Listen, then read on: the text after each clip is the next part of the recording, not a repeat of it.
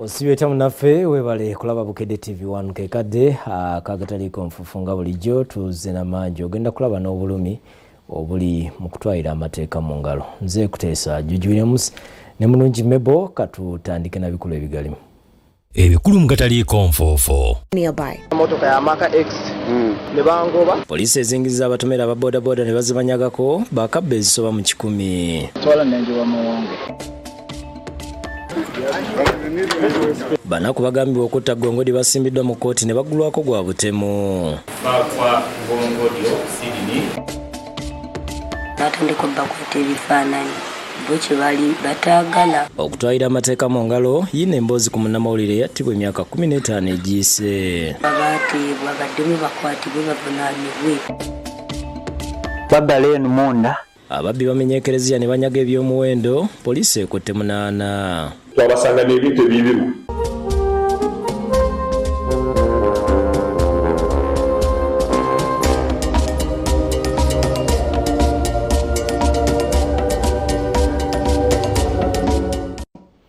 Yongera kwebaza kusalawo n'otuninga Bukedde TV1 agaleero tutandise n'ab'ekitongole kya Flying Squad ne Crime Intelligence mu Kampala South bakutte abavubuka basatu abadde baludde nga batomera aba boda boda olwo ne babba pikipiki zaabwe. Bategeeza nti bakabba pikipiki ezisoba mu 10.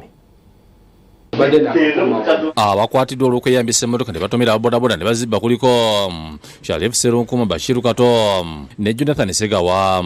Kigayibwa olumala okubatomera nga babajjira amajambiya bwe balemera ku pikipiki ne batandika okubatematema ne bazitwala ku kifuba.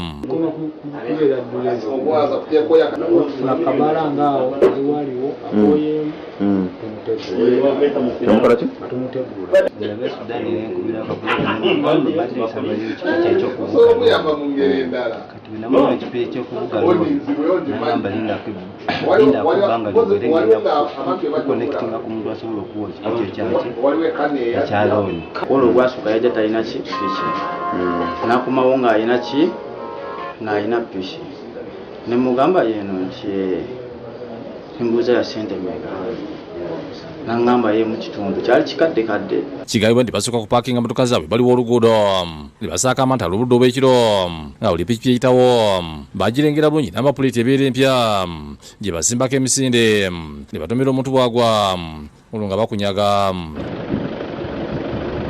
Enguudo ze baludde nga bakolera kuliko nsanje n'abaziza n'akawuka b'olwanyi oluguudo lw'Entebbe n'olw'Ebusaabala. Kigambibwa nti babeera mu bingi abantu 5 mu motoka za Makex mwe batambulira. Aduumira poliisi mu Kampala South Rogers Segwena akulira okulonyiza kuziba emisango mu Kampala South tulina Masiko Arthur balagidde abasirikale okuzza abantu bano mu bifo byonna gye bazze babbira. Olutusi ne batambuza ebyokwerinda ebyalo ebiwero okubalaga babadde bategeera okubba n'engeri gye banyaga mu pikipiki. Bwe wamukiika emmotoka yagwa sayidi ki? Yagwe abako mugena alikuka najireka ofisi kasafuta nikatoba asini bagitwa kwa baganya level n'ingendo. Ebifo ebisinga gye babbira tewabeera abantu nga ku luguudo n'akawuka bategeera ku luguudo luli mukolebwa awatali nnyo bantu. Poliisi esazeeko amakubo nga teri bidduka bitambula okumala ekiseera abantu bano okusobola okubalaga engeri bakolamu omupango. Abakwate beedumiza mu maaso gaabwe ebyokwerinda buli omu kyakola mu bunyazi buno. Kati bwe mwava wano mwaddawa Kato yanga kusigala wano nogende waka yakunsa yakukanya kati pikipiki yakwatawo Twala nenje wa muwonge. Muwonge abeerawa Simanyi gy'abeera naye twagimwera ku muganzi wazza. mwali mumanyiganye. Bategeeza nti bakabba pikipiki ezisoba mu 10 nga baziguza abatunda pikipiki enkadde mu bitundu ebyekatwe. Omu ku babbako pikipiki ne baziza olwidde nti bakwatiddwa najja ategeeza nti ababbi bamukiika emmotoka ya Makex ne bamukona n'agwa ne bagibuukamu ne bamugira emondo n'okumukuba empiko ekudduka pikipiki ne bagitwala. Balina motoka ya Maka X ne bangoba ne tujja mpola mpola twatuka wali ne bali bampitawo buyisi ne bantomera n'engwa wansi musajja ne bantandika kibooko bwe nalemera balina emundu ezo ne bafulumamu n'emundu 2 bagenda kunkuba amasasi ne banziko ne bankuba ne bantwala eri nga bankuba piki yange ne bagitwala. Poliisi ekuuda bodaboda be baba ku pikipiki zaabugenda okuwa obujulizi nateete bano basobole okuvunaanibwa. Martin Kiza yakusakidde gwe ku Bukedde TV. Mu ngeri emu poliisi ekutte abantu 8 abagambibwa okumenya ekereziya ne babba ebintu ebikalo ebibalirwamu obukadde bw'ensimbi. Abakulu mu ddiini balaze okutyolwa abantu abaweddemu ensa ne babba ne mu yeekaalu ya Mukama. Poliisi ya Fort Portal eriko abantu 8 abekutte abagambibwa okumenya ekereziya ne babba ebintu ebikalo ebibalirwamu obukadde bw'essente nga wayabonde bannamuli ya Fort Portal Vincent Westje omwogezi wa poliisi wa Olwezi West akisiza okukwatibwa kw'abantu bano. Mu bantu bano Sangira ali mu Muhumuza Dan, Kirungi Vincent, Singwire Charles, Odungu Charles Maine, Sanyu Patrick, Singwire Sam, Paise Lilian, Guma Edward. Okusira ku twesi ekigambibwa nti abakwate bamenye ekereziya ya St. Adolf Catholic Church esangibwa mu kitundu Fort Portal ne batwala ebintu ebyenjawulo kuli keyboard, carpet, ebiweebwayo n'ebirala bingi. Kigambibwa nti ababbi bano bamenye omulyango olwoje oluyingira ekereziya n'eddirisa olwo ne balyoka banyaga buli kimu. Twakwata twabikavaringa oba twabasanga n'ebintu ebibiru nka emizindaro, ebyokozesa, mixers, enanga oba keyboards, amplifiers n'ebintu ebindi by'ekereziya. Bano baatuuka ne kuteba nakulo we bateekeka sakramenti enkulu okuli omugadde ne vinyi ne beegabira kwate ebisigadde ne bagenda nabyo. Nga bafunye amuliro gano bwana mukulu Father Moses Mutangiriza ategeeza nti bino olwagwawo baakubiriza abakristo okusaba ennyo oli ebyabatuukako. Bakabaina obusaasi bwingi muno byakozerwa kereziya baita obusaasi butagarukira kusaasa kwonka bakabikora mu mulimo mukooto muno okukolagana na poliisi kukwata abasomi kandi ninsiima Ruhanga ngo tukakwataniza n'abakristo hamu na poliisi.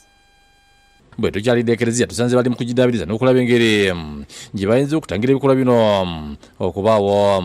Businje Robert akulira ebyokwerinda ku ekereziya ategeeza nti ebikola ebyokumenya amasinzizo byeyongedde. Babbala eno munda oba orajja fast harwijja olw'okubanza ojja kutalibana n'okujja kukyolwa omunda akira omuntu arabahulire okuba tikyanguhire kucwenyigi biri murundi gumu bwangu egineberi nka security munda ni dirisa twahindura twateekamu batamu emitahimbwa enyakugumire. Jonathan Singwire yakusakidde guli ku Bukedde TV. Efoti nga tuvuddeyo ebyokwerinda binywezeddwa ku kkooti ya City Hall mu Kampala. Abasajja 4 kwabo abagambibwa okutta omuzannyi wa rugby Sidin Gongodio gye batwaliddwa. Bano baguddwa gwa butemu era omulamuzi tabaganyiza kubaako na kye boogera n'abasindika kwa limanda okutuusa nga 26 omwezi guno. Abantu 4 kwabo bagambibwa okutta yali omuzannyi wa rugby Sidin Gongodio Jabi baleeteddwa ku kkooti ya City Hall olwaleero wakati mu bukuumi obw'amaanyi.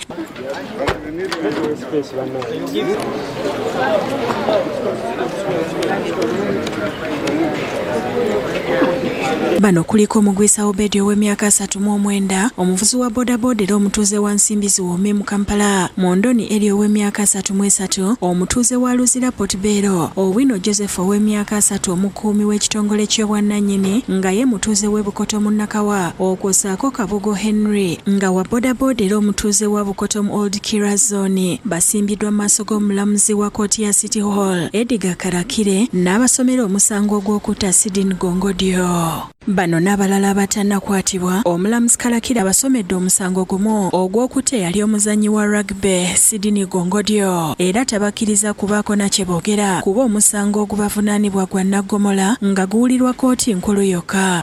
Mwenna muvunaanibwa omusango ogw'okutta kigambibwa nti mwe abana n'abalala abatannabakwatibwa nga 5 omwezi ogw'omukaaga mwaka 2026 mu bitundu bya Upper Naguru East Road disitulikiti y'e Kampala nga mulina ekigendererwa ate nga mwayita mu bumenyi bw'amateeka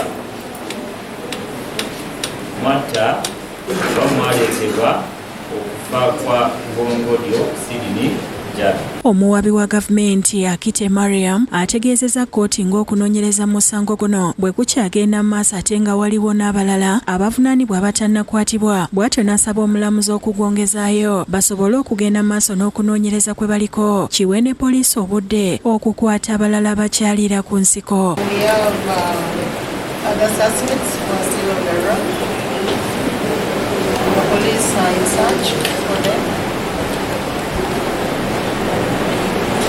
We are praying for an adjournment to allow the police to complete the investigation and give us time to get more suspects that are still on the run. Omulamuzi omusango agwongezaayo okutuusa nga 26 omwezi guno era abasibe ne basindikibwa kwa limanda mu kkomera Luzira.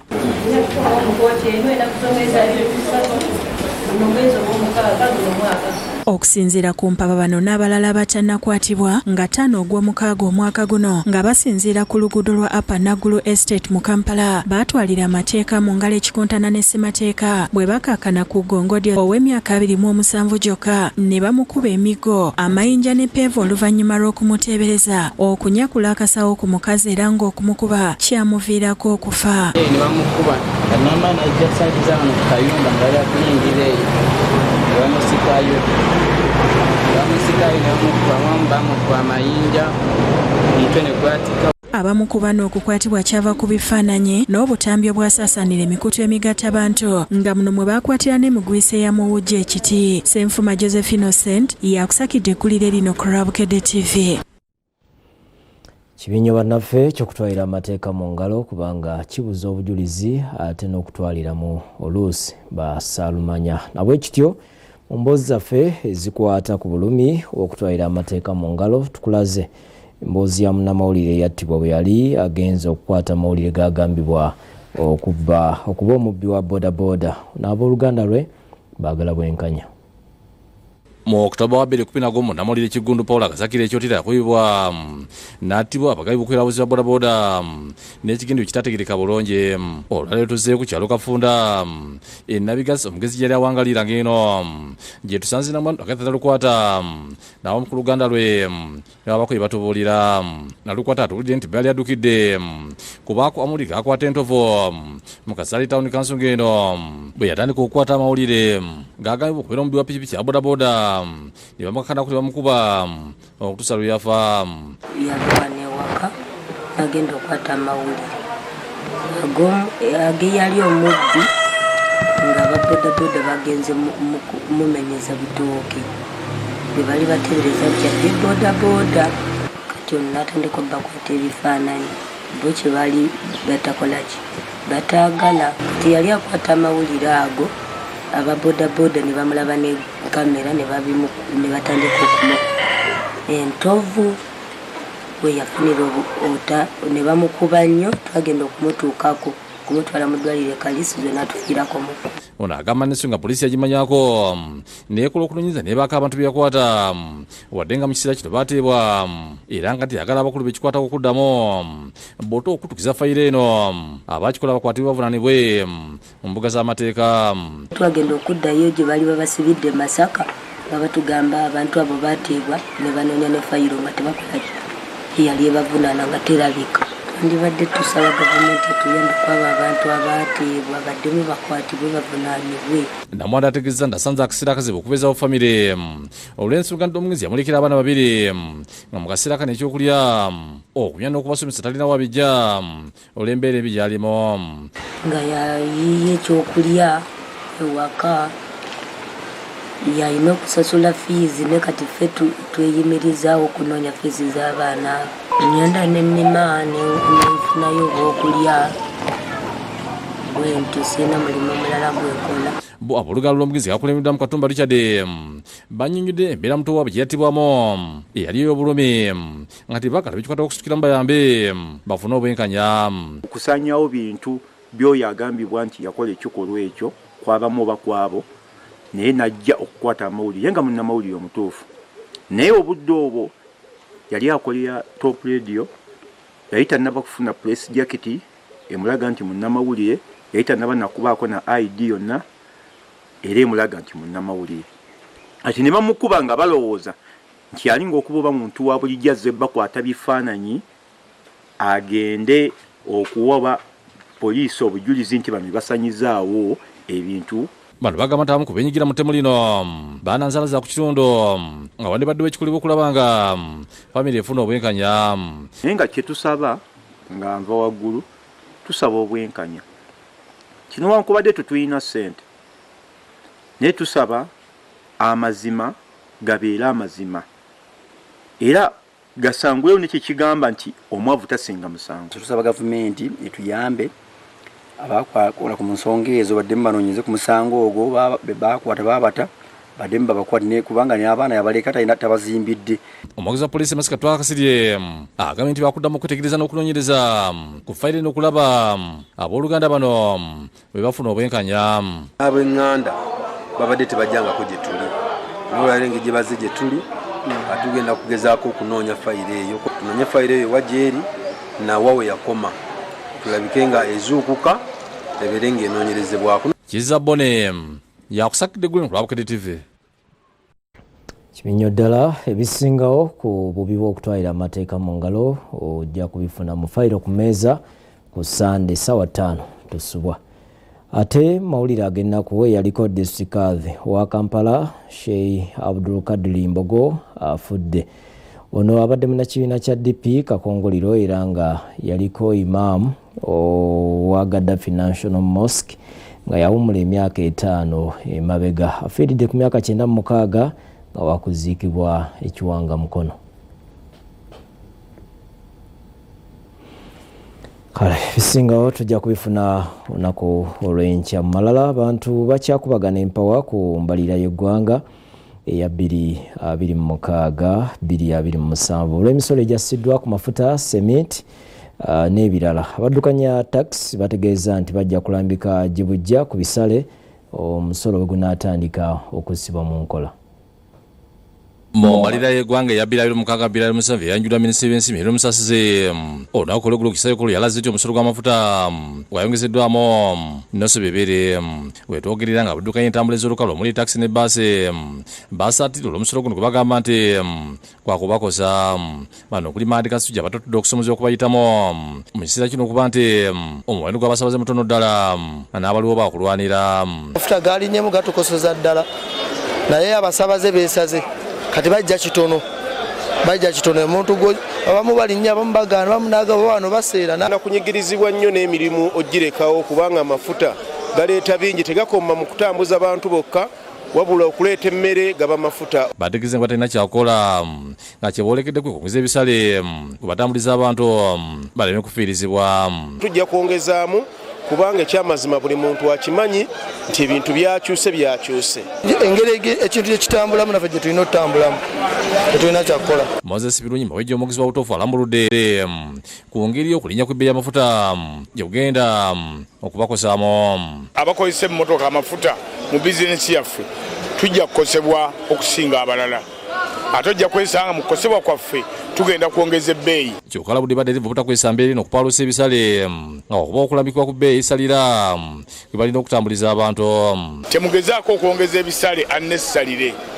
Ebisale tujja kubyongeza ng'era bulijjo channels ze tuyitamu avenues ze tujja okuyitamu okwongeza ebisale. Yembera mu paaka ya baasi okuli Namaye Bakisenye baasi Tamiro yagimpoozi ddala olw'omuntu gw'abasaabaze okuba omutono. Amafuta galinnya olutalo lwa Iran ne Amerika ebisale byalinyisibwa ng'olugendo balongezaamu 50 n'omutwalo nga Brian kweziramyuka ssente wa nannyini baasi bw'alambulula.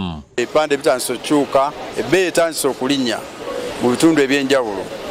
Era ogenda okulaba kampuni yatambuza baasi 10 etambuza 2 abalala bapaakinze baasi zaabwe lwenjogerera tesikyakola olw'embeera y'ebyamafuta. Twayiza munamu ku basaabaze okuba ne Maseruka ono abadde agenda Fort Portal ng'asanze ebisale byayongezeddwa okuva ku mitwalo 2 okutuuka ku mitwalo 2 n'ekitundu zaabadde talina. Kati naze n'emitwalo gyange 2 nga njagala agenda 40 ate bagaanye abagamba amafuta galinnye. Wana ngenda kufuna wengenda okutuula webunakya soke nabete mu kyalo bagenda kola batya n'abasuuzi ba sukali nabo gebakabage bakomba oluvannyuma lw'okwongeramu omusolo gwa sinyisi bubiri ku buli kiro bategeeza nti basanga ebbiri ku basuubira sukali erinnya tebalina kubuusabuusa nabo bakwongeza okufunako twabyongeza dda bwetugenda ebbeeyi lwakukola kikwawe naye kasawa ze twayongeza olw'ensonga y'amafuta n'omusolo gwe babyongeddeko tubitunda okusinza ku purayisi ekola ki ebeerawo naye bweba erinnya oba tokyalina kyakola biba tekyavaamu ojja kwesanga tuba tunywera ku 13 ng'alinnye okwesanga 7 n'akanaana kati omuntu woyo mukyalo ne wano mu Kampala wennyini omuntu abadde agula bwafukira aba kyagiguze genze kunimba subula sementi ku gudu shiringa nabo kuli John Kakooza bwogedde ku musolo gwayongezeddwa ku sementi abantu kati abaguzi bakendedde ennaku zino abantu batono jjukira amayumba engeri gye bamenya amayumba g'abantu abantu betu badde tusupplyinga sementi abasinga site ezisinga zayimiriddemu olw'ensonga y'embeera eriwo kati naffe tulinze tetunamanya kyakuzaako sinza ku mbeera eriwo emisolo gyonna egyagerekeddwa mu mbalirira ey'omwaka 2017 gigenda kutandika okusibwa mu nkola nga lumu omwezi ogw'omusanvu Disane Mutyaba yakusakidde eggulu ku Lwabukede TV. Ebalanyo Disane ne bukedde olunaku olw'enkya yafulumye edda akuyise mu weekend ne Bibino district yo byefunye mu budget ya 2026-2027 tukulaze enguudo amalwaliro obutale amasomero n'ebirala gavumenti byetaddemu ssente kussa tekinologiya America gwe yakozesezza okunnyulula basajja baayo mu kagolomolo waliwo ne famire yeeyuza olw'emmaali y'omugagga wo mu kikuubo songa mu katuuso ka weekend tukulaze engeri bannamasaka gye baabinuse nga bajjukira emyaka 29 bukya muyimbi amanyi basudde afiira mu kabenje kossa ebyemizannyo ebyetisse empaka za World Cup eziteekeddwa mu America, Canada ne Mexico byonna mu 2:10 nga bulijjo tugenda ku mulamu tudda n'amalala tuvaawo linda ne bino mugataleeko nfuufu ekifuba kikulemeddeko kikusiiwa kiraakira tekikutuka obussa bubi naawe alina ssenyiga nga takuggwako kulikayo mukumulamu okwo musomesa Sukkulumye tukuleetedde Beka Kyaluzi kyusizza ebyafaayo bya Kijjabwemi Senior Secondary School ekimanya kabonera mu Masaka emyaka 3 egiyise lyalimu abayizi 700 naye kati basoba mu 2000 era sosowazizza ebya science n'obuyiiya. Olugero akwata empola atuuka wala alutuukira bulungi ku ngeri akulira Kijjabwemi Senior Secondary School ekimanya kabonera mu kibuga Masaka gy'akomezaawo ekitiibwa ne tutumulya essomero lino eryali lyaddirira atadde essira ku kutumbula ebitone okusoosowaza amasomo ga science n'ebyemikono. Alikulira Beka Kyaluzi enzalwa y'ekakoma bitabaga omugombola y'e Rwanda mu Rakai gwe tukuleetedde mu mboozi y'omusomesa Sukkulumye. Ono obusomesa bulinamu degree 2 okuva e Makerere ne Uganda Matters nkozi ng'okujja Kijjabwemi mu 2022 yava Kifamba Comprehensive Senior Secondary School e Rakai agamba yalisangamu abayizi 700 bokka n'akola butasamuka butasamwoyo abayizi ne beeyongerera woolabira bino nga basukka 2022.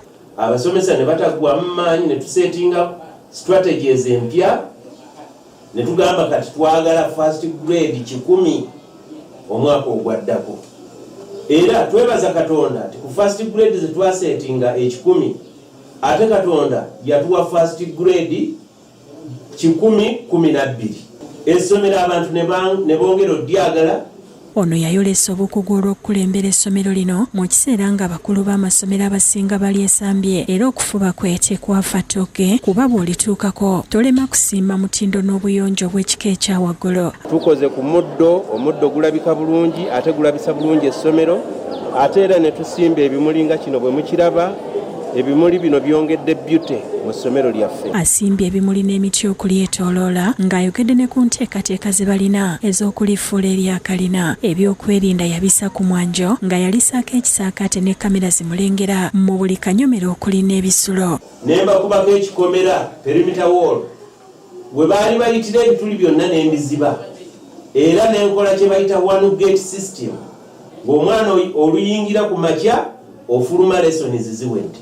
Abayizi era babayigiriza okukozesa kompyuta n'okuzikanika. President Yoweri Kaguta Museveni tukwebaza olw'okutuzimbira science lab ate era n'oteekamu byonna. Kuno bagattako amasomo g'ebyekikugu ng'okukola peva mu plastika nga bakozesa obucupa bw'amazzi okwosaako okukola life jacket ze baakamala okugezesa nga bino byonna babikola bayambibwako abasomesa baabwe. We got the plastic bottles plus the sacks and we cut the sacks and we put in some of the plastic bottles. Era tukitegeddeko nti life jacket zino bazigabira abavubi ku nnyanja n'emyalo egy'enjawulo ku bwereere buli luvannyuma lwa myezi 4. Someone cannot drown because these plastic bottles cannot allow water to enter. Mu byemizannyo beekansa nga be bannantameggwa mu rugby okukyanga akapiira n'okubaka era bwe tutuukiddeyo ng'ali mu kubalaga ebikopo bye bazze bawangula.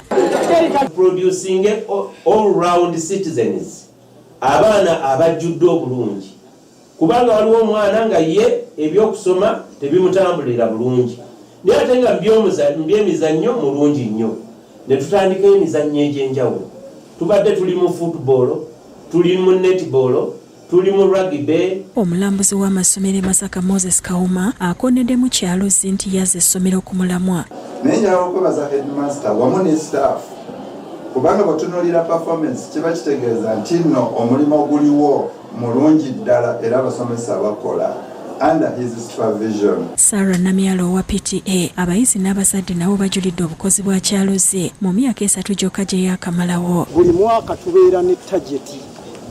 Ekyokulabirako omwaka guno twaseetinze tageti yaffe nti abaana 12 bateekwa mu siniya ey'okuna bateekwa okuyitira mu outstanding grade. Byakademiki n'empisa z'abaana tulyenyumirizaamu ffe ng'aba LC tube nga tweyongera mu maaso obuli amasomero ago twagala kwenkana buddo King's College. Buli wabira empisa nga n'akademiki ziteekwa okutambula bakizibu nnyo omwana okukola obulungi nga talina mpisa era n'abazadde batungidde abaana essomero lyalina abaana batono nnyo. Kibuuka Lumu yakusakidde ekkuliro lino ku Rabukedde TV. Webale nnyo Kibuuka Lumu ate ye akulira Vision Group Don Innocent Wanyama akubiriza abayizi okunyweza ebitone byabwe kuba bisobolera ddala okukyusa obulamu bwabwe. Abyogeredde ku Kitante Hill School babadde bategese empaka ez'ebitontoma okwongera okuyigiriza abaana baabwe okwogera. Ab'essomero lya gavumenti erya Kitante Hill bategekedde abayizi empaka ez'ebitontoma okubayamba okuyiga okwogera. Mu bitontome bino basindanye mu nsengeka y'ebigambo n'obuyiiya era nga basanyusiza bannaabwe n'okuyita mu mazina. I'm not the failure they wrote in red ink. I am the winner. I am my own biography. Some will find success in a straight line. Others will wander and find their mark. Some will build empires and make their mark. Others will find joy in a simple spark. And incompetency is the only thing MPs can keep consistently. You study like the engineer you want to be. You save like the homeowner you are already planning to be. You speak up like the leader you want to be. Abayizi abatontomye obulungi baweereddwa ebirabo ne certificate okubasiima era kampuni ya Vision Group ebawadde obutabo okwongera okubabangula mu kusoma nga bubalirirwamu ensimbi za Uganda obukadde 2 nga buno bubakwasiddwa Don Innocent Wanyama agikulira era nga yabadde omugenyi omukolo. Sandra Mule amyuka akulira essomero ayogedde ku mpaka zino n'asiima ne Vision Group olw'obuyambi bw'ebitabo bwe bawadde. And went on to donate books, assortment of books for different subjects in the new curriculum, and to a tune of over 2 million shillings. We are ever more grateful to Vision Group and to the CEO for that very generous donation to our library. Betty Nalumansi akuliddemu enteekateeka agamba nti baalubirira okutumbula ebitone by'abayizi. Omulamwa gw'okutegeka ebitontome bino kwe kubanga tuvumbula ebitone eby'abaana nga tuyita mu kwogera mu luzungu tukiyita spoken word. CEO Wanyama asoose kubuulira abayizi gye nvuddewo okutuuka waali kati n'abasaba obutaggwa mu maanyi. When I was a young person like many of you at high school, my passion was always about writing and journalism. So when I went to a school, my first task was to be either a chair or a member of the Writers Club, if it existed. Shortly after university, I saw an advert in the New Vision newspaper for a vacancy, an entry-level job called a sub-editor. But luckily for me, like I've told you, from high school, my passion had been journalism. So I had published a lot of articles and stories. I had even written to the New Vision itself. So I came with my file full of my articles. And I told the panel that even if I didn't have a degree in mass communication, the passion I had for journalism was even much stronger than people who had degrees.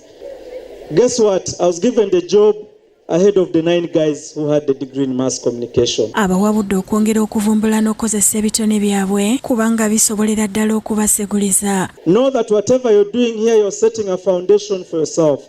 So if you waste your time here, then that is a shaky foundation. Ayogedde ku bitabo ebiweereddwayo. As Vision Group, one of the things that we do, we run a publishing house as part of our business. So we do textbooks. Many of them are in the bookstores. You should be able to access them. But on behalf of the company, I've decided to make a donation to Kitante School of some textbooks. David Tamale yakusakidde eggulire lino ku Rabukedde TV.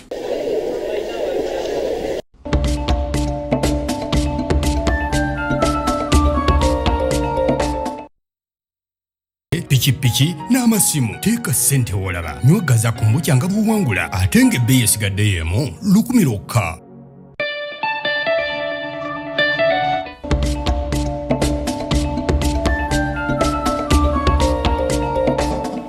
Webale kubeera naffe bwe tweyongereyo n'amalala minisita w'ebyentambula Fred Byamukama atabukidde kampuni ya Enago Project yaweebwa omulimu gw'okukola oluguudo oluva Mityana okutuuka e Mubende n'abawa emyezi 8 nga luwedde. Kiddiridde bano okusaba waakiri omulimu bagumalize mu mwaka ogwa 2028. nga kyajja akwasibwa ofiisi minisita w'ebyentambula n'emirimu Fred Byamukama bitaddemu engato okugenda okulambula oluguudo olw'e Mubende Mityana oluweza ku kilomita 84 olumaze emyaka 6 nga teruggwa. Minisita Byamukama asogedde mu kibuga eky'Emityana oluguudo luno bwe lutandikira nga bonalabiddwawo ng'akunya omu ku bakulu mu kampuni ya Enago olw'okukola omulimu akasoobo. Which one are you paving? This side, and then after we are coming back. So here we are at which kilometer? This is kilometer 37 plus. Wana abakulembeze b'ekitundu balabiddwa nga babuulira minisita ku nsonga z'ekkubo lino. Buyakubye enduulu minisitule yangu yimangu nejje tuyamba oluguudo lwaffe okuvaana mu Mityana okugenda e Namutamba okugenda sayidi eyo yonna lwabadde lwaguddemu. Yaggwa ne costing lwe tubuuza abaminisitule gatenda kuggwa twandisabye ssebo olagire ekkubo eryo ligatibwe mangu nnyo ku 14 kilometers zino kuba lijuliza 14 kilometers. Agenze mu maaso okulambula okutuukira ddala ku byalo Kalamba n'emyansi yokka enviiri katono ziva ku mutwe bwayitegedde nti bakola kilomita 61 ze balina okukola. Ono ategeeza nti akizudde nti bano bakola omupango baadde babbira gavumenti ensimbi nga bayita mu kuwandiika abakungu ne bacontractors. Ajja tumuwadde obukadde bilioni 195 aziridde. Already ku table aleseewo sente zayaga tumusasule bilioni 24. Bwe twagenze okubala mu bilioni 24 zawandiise sente entuufu zakoledde zi bilioni 7. Ebilioni ziri 17 zakulya bwezi. Ate tulina evidence.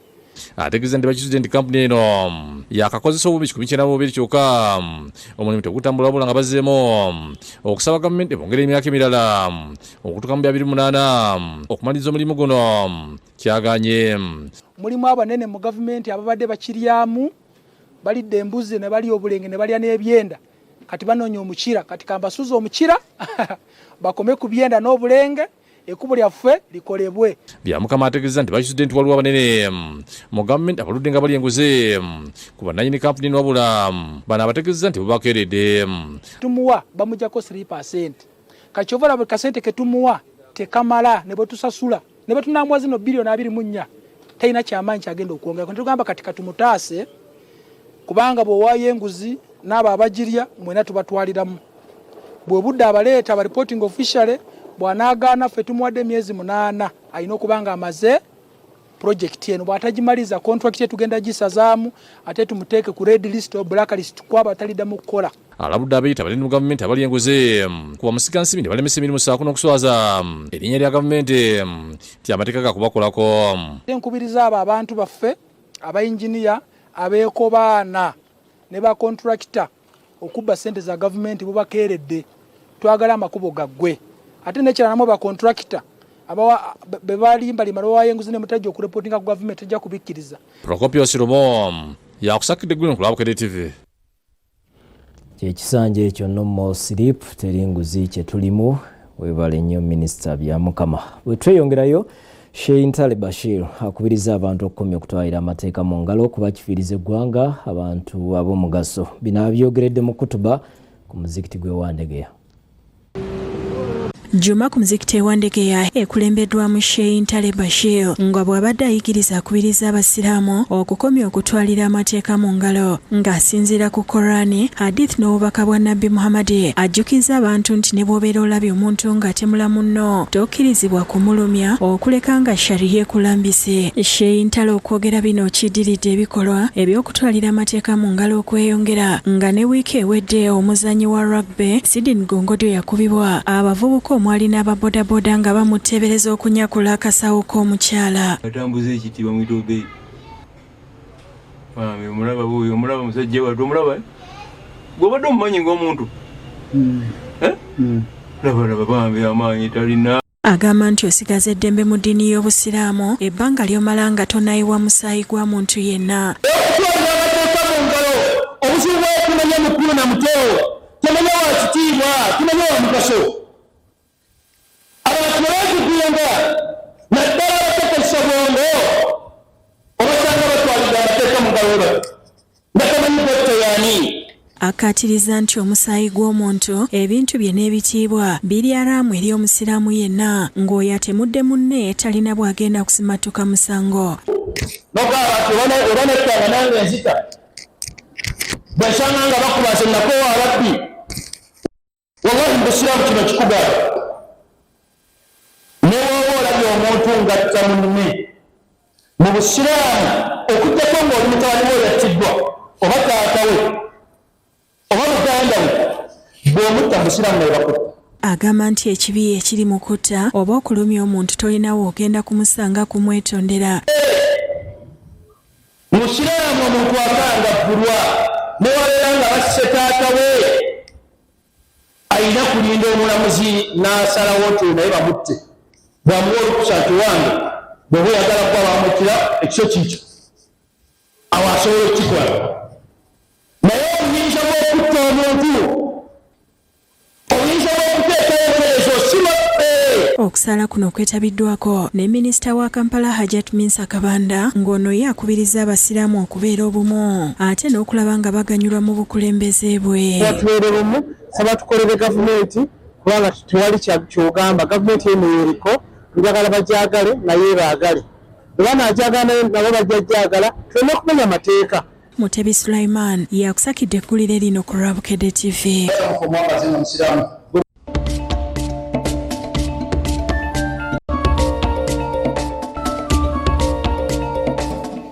Wamalala Katikkiro Charles Peter Mayiga atongozza olukiiko olugenda okuteeka amatikira ga Ssaabasajja ag'omulundi ogwa 33 aganaabaawo nga 31 omwezi ogw'omusanvu. Obwakabaka nga bukulembeddwa Katikkiro Charles Peter Mayiga butongoza olukiiko olugenda otegeka amatikira ga Ssaabasajja ag'omulundi ogwa 33 agagenda okubeerawo nga 31 omwezi ogujja. Ssaabasajja Kabaka. Mu lukuŋŋaana lwa bannamawulire olutuuziddwa ku Bulange Mmengo, Katikkiro agambye nti Ssaabasajja yasiimye amatikira gano gabeere ku mulamwa ogugamba nti tubeere bagumu mu kukuuma obuwangwa. Ebikolwa eby'obuvumu bingi ebiyambye Obuganda buno okubeerawo. Abantu bangi balaba Ssekabaka Mwanga ng'omuzira eyalwanirira obwetwaze bw'ensi ye, abazungu ne batuuka n'okumuwaŋŋangusa. Okwawukanako n'emirundi egiyise amatikira g'omulundi guno Ssaabasajja yasiimye gakuzibwe ku kkanisa ya Watoto okulaga nti Kabaka wa buli omu. Enkola eno yaleetebwa kuba Kabaka waffe ffenna. Kabaka waabo abasabira mu Watoto Church, Kabaka waabo abasabira Namirembe, abasabira Rubaga, abasabira Ekibuli, abasabira wonna najja Nankumbi. Ayogedde ku bintu ebyenjawulo ebituukiddwako mu myaka 33 egy'amatikkira ga Beene omuli okutumbula ebyobulamu, ebyenjigiriza, ebyobulimi n'ebirala. Ensonga z'obutonde bw'ensi, tulina ensonga z'enkulaakulana. Makampuni enkumu agatandikiddwawo ku mulembe omutebi. Atongozza olukiiko olugenda okukulemberamu okutegeka emikolo gy'amatikkira ng'Oweekitiibwa Joseph Kawuki ye ssentebe waalwo era n'abasaba okutegeka omukolo ogw'essanyu n'ekitiibwa. Era Ssaabasajja Kabaka n'amutegeezezza nti balinamu essuubi ddene obuvunaanyizibwa mujja butuukiriza mu kwagala ate ne mu bumalirivu okulaba nga okukuza amazaalibwa ga Ssaabasajja Kabaka, amatikkira ga Ssaabasajja Kabaka kutambula bulungi. Oweekitiibwa Kawuki ku lw'olukiiko yeeyamye okutuukiriza obuvunaanyizibwa obubaweereddwa nga bategeka omukolo ogw'ekitiibwa. Era twagala okweyama tujja kukozesa obuvumu okulaba nti olutabaalo luno tuluggusa bulungi. Tetumanyi lwaki ffe twasiimiddwa ku mulundi guno, naye tuli bannamukisa okuba nti emyaka 33 kigenze mu byafaayo nti ttiimu eno yeekulembeddemu. Mu ngeri y'emu omukama w'obukama bwa Bunyoro Kitala, Dr. Solomon Gafa Busaiguro asooka awezezza emyaka 32 ng'alamula abantu be. Emikolo gy'empango tegibaddeeyo olw'obulwadde bw'Ebola naye nga bategeseewo okusaba ku lukiiko ya St. Peter's Cathedral Duhaga. Omuhikirwa Byakutaaga abuulidde abantu lwaki omukama n'omugo tebalabiseeko. Baita mu nsaasi tikikusoboka bisaba kitwongere ku kusalira kandi kusiima si ky'obuhanga abukuba tumusabire. Onera abannyonnyodde lwaki akyagenda mu maaso n'okukola emirimu nga talina baminisita. Yakutaaga lubika omuhikirwa talina busobozi bw'okukoma kabineti, talina busobozi bw'okukoma olukuratu.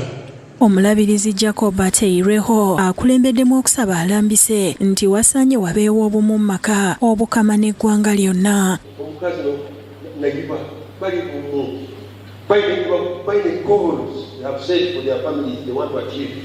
Ronald Kakoza ne Ambrose Niwagaba Katoto be bakusakidde eggulire lino ku Rabukedde TV.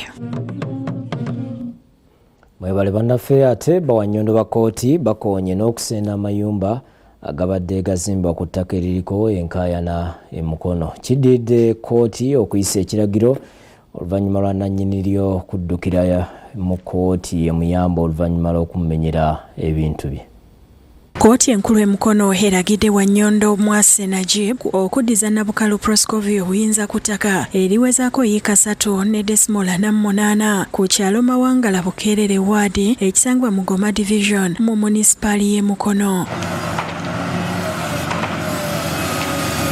Bano nga bawerekeddwako poliisi bagenze ku ttaka lino nga bali wamu ne munnamateeka wa Nabukalu Julius Ssennyonga, wabula bwe batuuse ku ttaka lino kataba gw'ekiggwa kuba basanze ligenda maaso n'okuzimbibwako ennyumba nga n'ezisinga ziri mu misingi nga balisimbamu n'obuyinja okwawula poloti.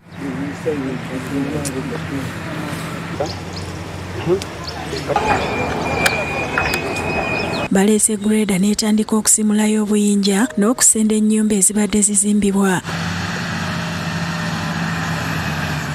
Bino bibadde bigenda mu maaso bbulooka w'ettaka Habibu Seguya n'atuuka n'ategeeza nti awantu we basenze owuwera nti yagulawo okuva ku famire ya Nabukalu era n'asasula n'ensimbi zonna n'atandika okulitunda poloti. Kati ettaka eddala ery'ekyengulu lye basenze liika emu ne disimula 3 nagigula ku kigozi Saddam ng'amaze okugula ku Nabukalu.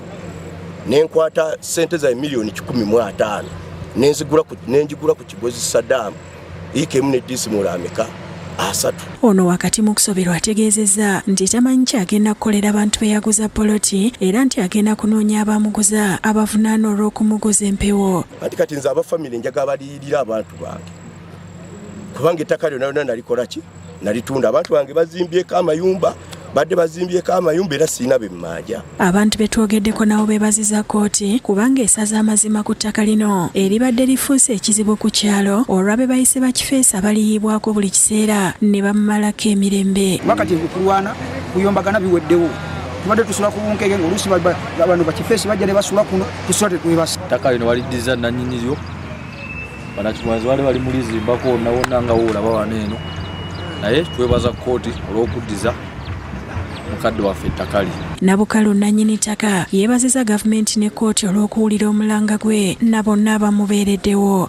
Naye neebaza Mukama Katonda nti kkooti eramudde bulungi, ettaka lyange ne likola ki ne balinziriza. Era neebaza ne baganda bange be mbadde ŋŋendanga nabo mu kkooti abayimiridde ku lwange nga bawa obujulizi nti ddala ettaka eryo lya muganda waffe Nabukalo. Munnamateeka we Ssennyonga annyonnyodde ku kisaliddwawo kkooti n'ategeeza nti guno gwali mugabo gwa Nabukalo ogwamuweebwa kitaawe. Kkooti n'esalawo balina okusasula kositi zonna abasindika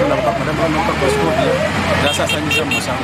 Emboozi eno twasooka okugikulaga mawulire gaffe agataliiko nfuufu ng'ennaku z'omwezi 21 omwezi ogwokusatu omwaka oguwedde abantu abataategerekeka bwe balumba ebiyumba bya Nabukalo eby'embizi n'enkoko ne babimenya. Eno layini eno waliyo 5 n'eri 5 zonna temuli mbizi n'emu ebiyumba by'enkoko bibyo. Kigozi Sadaamu naye aliko byalambuludde ku nsonga eno. Omukyalo oyo Nabukalo Post gwemanyi obulungi yanguza ekibanja ekiweza yiika 3.48 n'akinguza obukadde 2.7 ne tulagaana nkwateko milioni 13 nkimuwe nga niko kozesa ekifo ekyo ne tulagaana omwezi gumu okubanga muwadde balansi we oba wakayita wiiki 2 ngenda kugulaawo ntandika okukozesa ettaka eryo n'ensanka omwami Seebuya Amidu nga yagula ekifo ekiweza yiika 2.38. David Musika Lyankolo yakusakidde ekkulire lino ku Rwabukedde TV.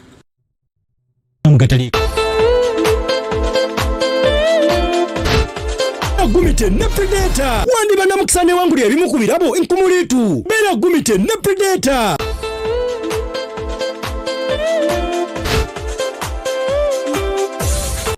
Kwaniriza ku mawulire ag'ebyemizannyo ng'ogakutuusaako nze Becky Cynthia Nakimera era nga tugatandise ne Ssaabaminisita wa Uganda Robin Nabbanja atongoza okuzimba amalwaliro 3 e Bunyoro nga Uganda yeetegekera empaka eza AFCON omwaka ogujja.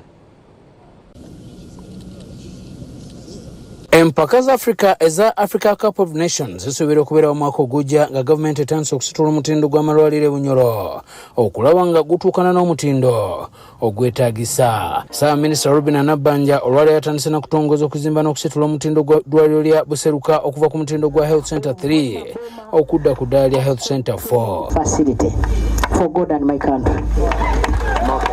We officially launch the construction of Buseruka Health Center 4. I want to request the Army Brigade.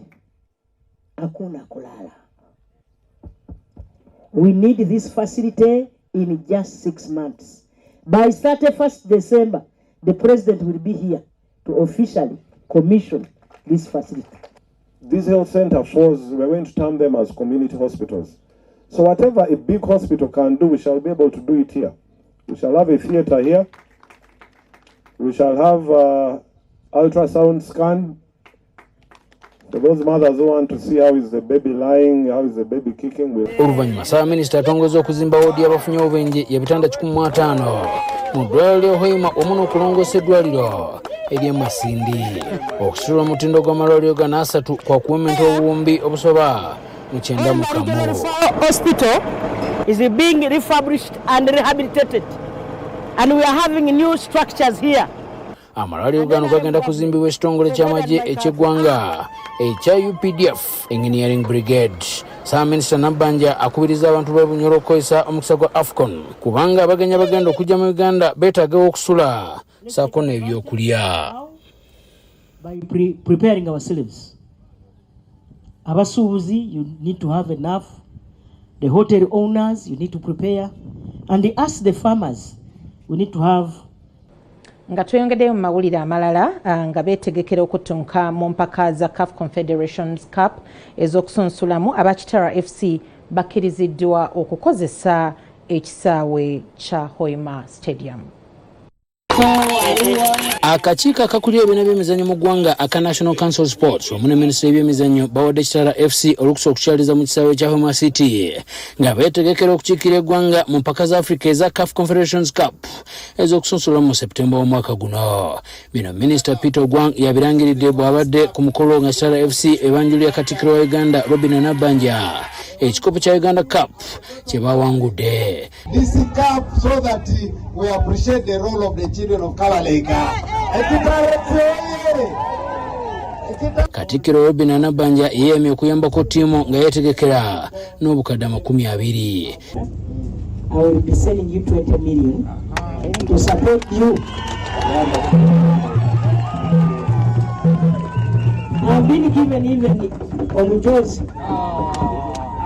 Sawa Sports naikiriza mungu empira yaitu ya Kitara Football Club ya Confederation ijakuba nesambibwa mu kisaka kya Wema Stadium. Eko kyamaani muno kandi nicyo kituleeserekya leero. Bona kubasoma inywena abasoboire kuyija mukoro guno.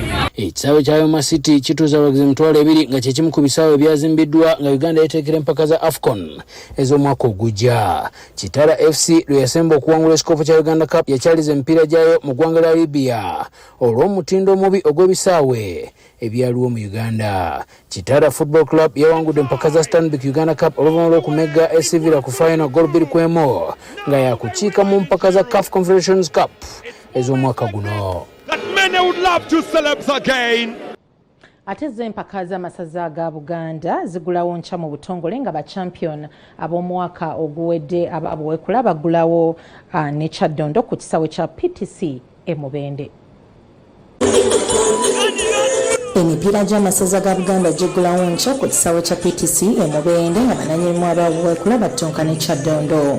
Tiimu zombi zitendekeddwa olwaleero nga batendesi b'enjuyi zombi okuli Ibrahim Chobe ng'ono n'omwaka oguwedde yabaddewo nga buweekula ewangula ekikopo era kutandika na buwanguzi. Ife nno tweteeseteese bulungi era tiimu mbasuubiza munnabuweekula yenna ali eyo oba oli mukwano gwa buweekula oba wawasa buweekula oba bakuzaala buweekula ayagaliza buli omu ayagaliza buweekula ebirungi jangu olabe omupiira ogunyuma ng'era guwangula.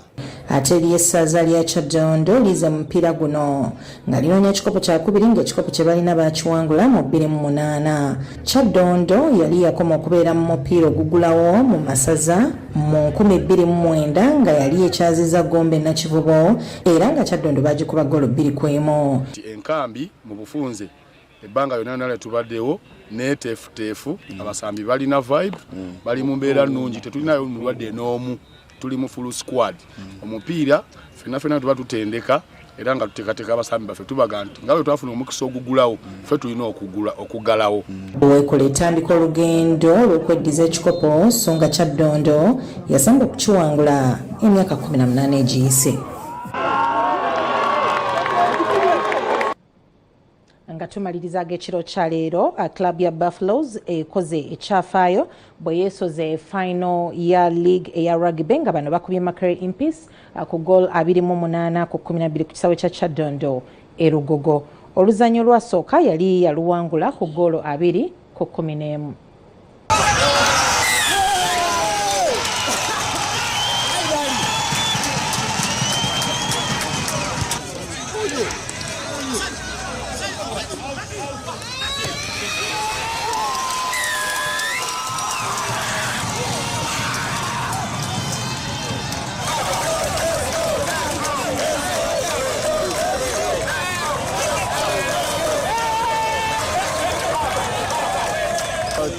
Banange tuwulira nga tuli basanyufu nnyo akensusu okuba nti nno tuli mugenda kuzanya finals kubanga bangi babadde tebagizanyangako ate tulina essanyu lingi okuba nti tukiikiridde ttiimu yaffe paka waggulu. Final era mubona bwe tugenda okuzanya yenna n'abayiseemu kyenkana tulina enzanyo eyagala okufaanana anasinga okukyagala enyondoza yadde okuyitawo naye ngaera kyonna ekijja naffe tuli beetegefu ate era nga twesunze nnyo okuba nti nno tugenda gizanya.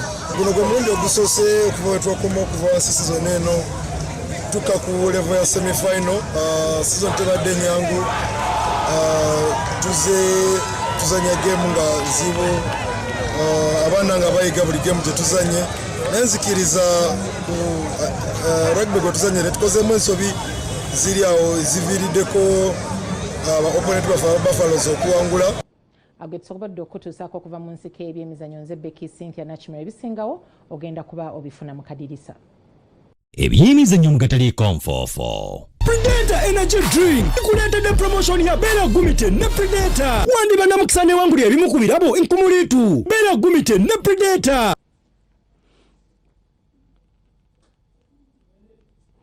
Webale Beki naffe tetujja kusukawo wano okuleka okwagaliza ekiro ekirungi n'okujjukiza Bride and Groom okutandika nga 26 paka 28 omwezi guno okuyingira omutwalo gumu wali erugogo n'okujjukiza nti olunaku lwa Sunday tujja kuba mu fayiro ku mmeeza tukulambulira obulumi obuli mu kutwalira amateeka mu ngalo n'obubi bwakyo n'olwekyo tosubwa ssaawa 2 nze kuteesa Julius ne Mebo Mulungi Katonda abakuume.